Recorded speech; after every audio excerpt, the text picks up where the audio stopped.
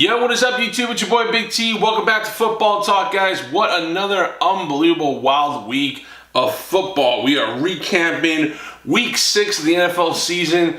Some big headlines. So yeah, here we go.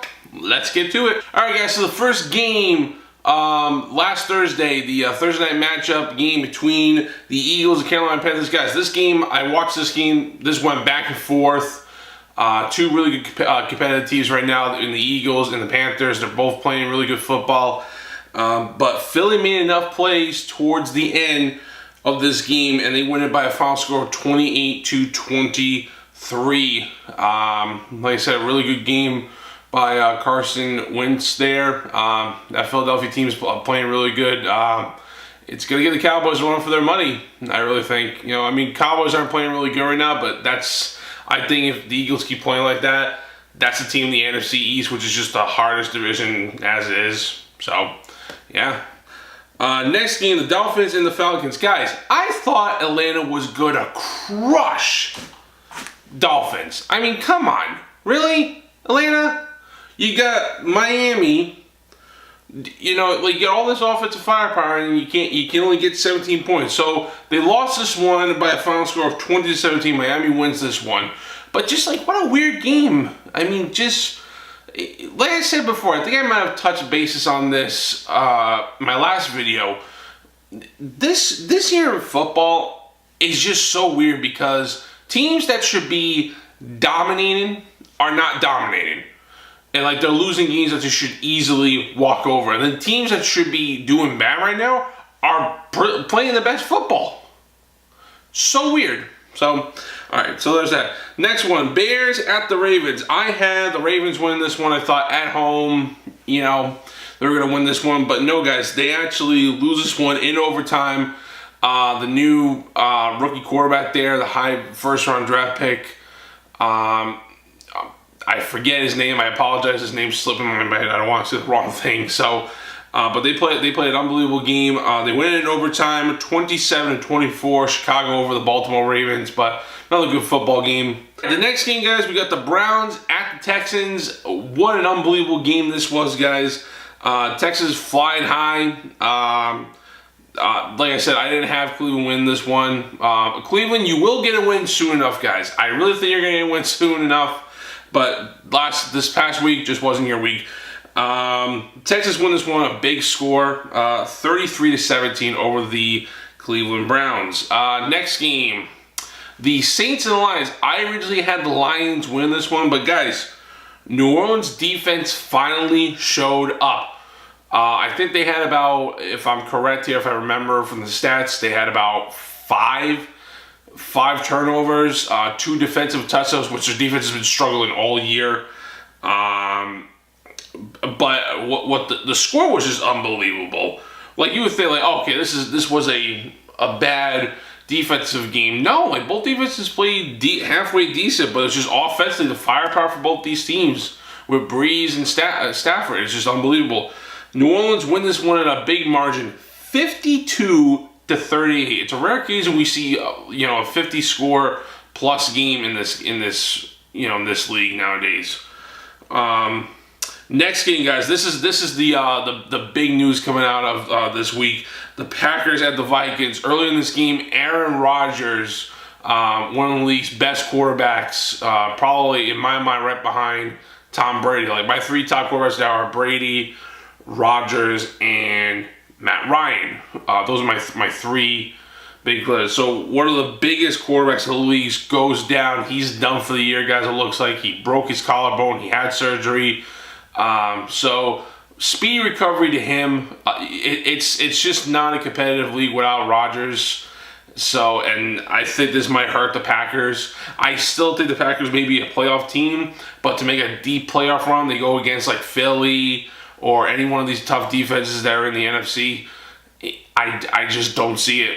I don't see it. I know they have all the offensive firepower and the receiving, tight end and stuff, but I just don't see it. So yeah, but Minnesota plays a great game. They win this one by a score of 23-10. So hopefully Green Bay can get back on track.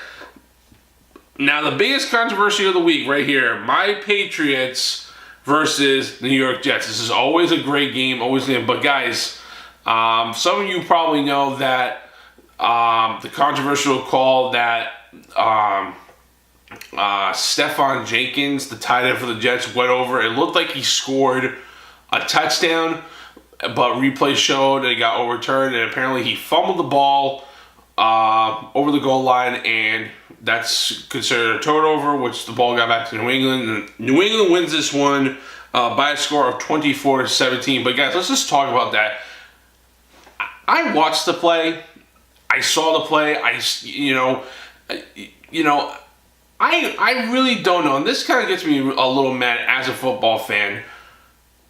What is a penalty? What is a call? What is a fumble nowadays? Like, we don't know. Like, some of the most educated football fans, because I got friends who are very educated in the game too, and I talk to them and stuff about this stuff, and we're going back and forth about it. It's like, was that a fumble? I said, me personally, it should have been, he got out of the 1 yard line. It should have been a third and goal. They should have had another chance to possibly get a score right there.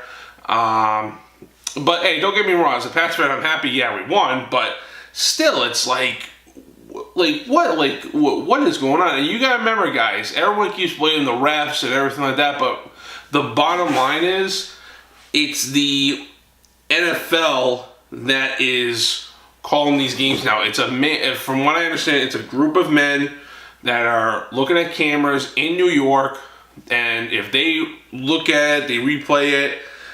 They determine what the game is, not the refs anymore. So if you want to, don't blame the refs, blame the guys in the officiating replay crew. Those are the guys that get blamed at. But I think they need to do a better job at reevaluating what's a fumble and what's not. But it's just a weird game. Next game, the Niners at the Redskins. This was a close game.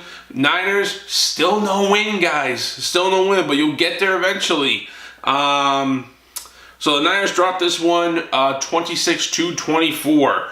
Next game, the Rams at the Jaguars. I thought the Rams were going to win, and I was iffy about, I'm like, should I pick the Jags? Should I do that? No, but I picked the Rams because I thought, the Rams should do it. They've been playing really good. No. Actually, no, I'm sorry. I picked the Jaguars. I thought,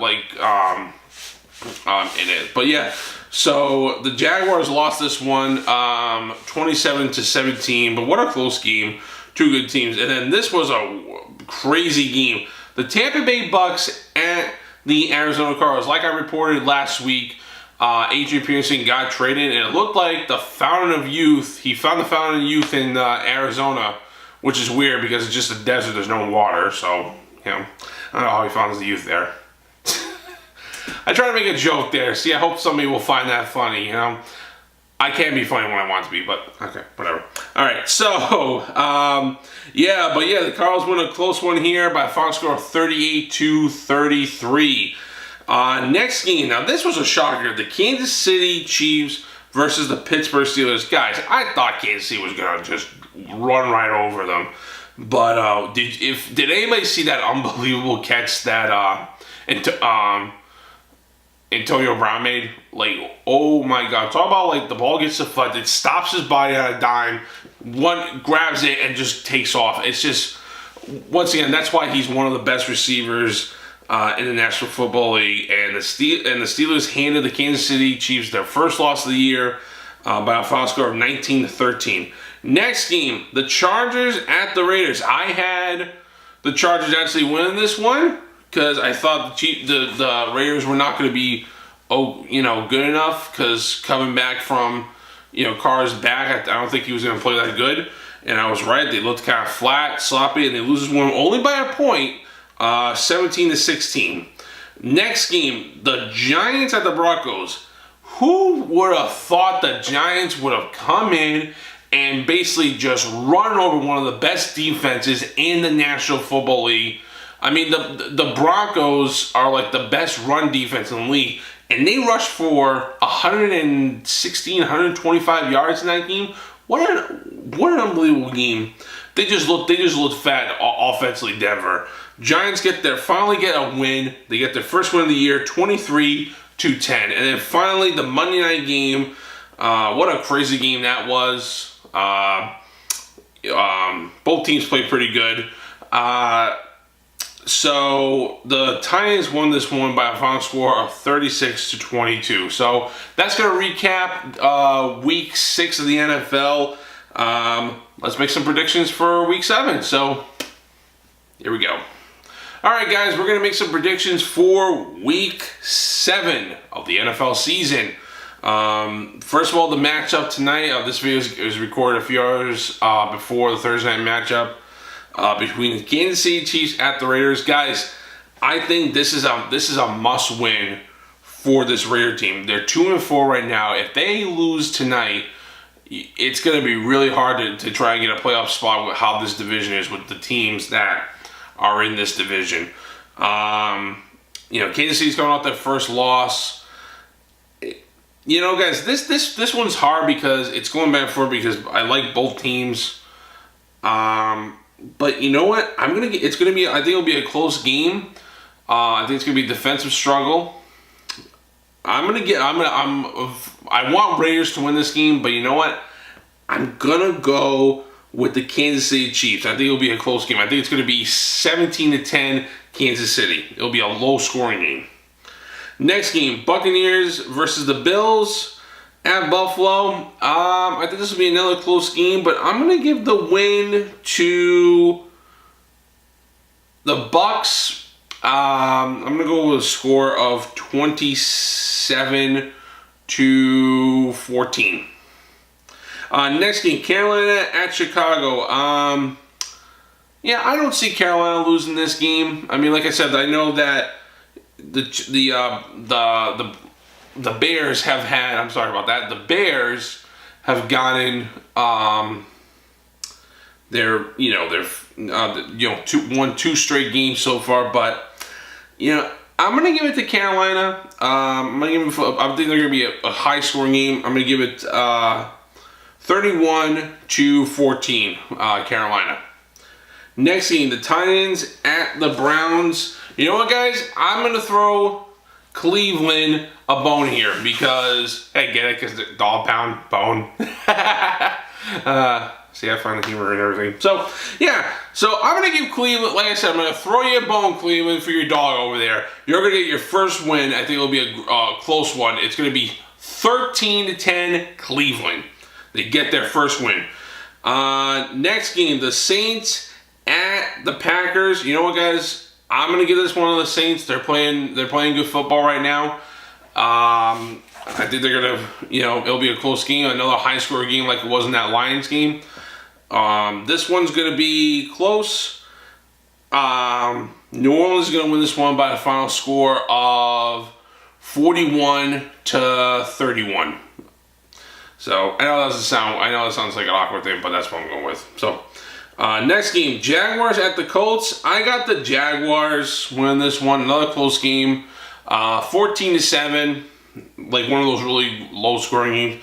Next game, the Cardinals at the Rams. I got the Rams in this one. I know Cardinals are 3-3 right now, but I got the Rams at LA. They're playing good football. This is going to be another high-scoring game. 31-21. Let's go with that one. Next game, Jets at the Dolphins. I'm going to give this one to Miami. I think the final score of this one will be 21-14, Miami. Next game, Rams at the Vikings. I got the Vikings at home. They're tough to beat. I'm going to give it to the Vikings. Let's see. I think maybe 28-7. I think it'll be a low blow. Next game, the Cowboys at the Niners. I don't see Cowboys losing. I'll be shocked if they lose, which, then again, I've been shocked a lot this year, but I'm going to go with Cowboys.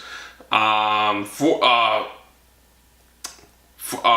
to go with 38-14 Cowboys. Next game, Bengals at the Steelers. Always a rivalry game, always a tough game. I'm going to give this one to the Steelers. They're going to win their 5th. They're going to go 5-2. 24-14. Next game, Broncos at the Chargers. I think the Broncos get back on track. The LA Chargers really don't have a home crowd there at Staplehead Stadium. This one, 31-14.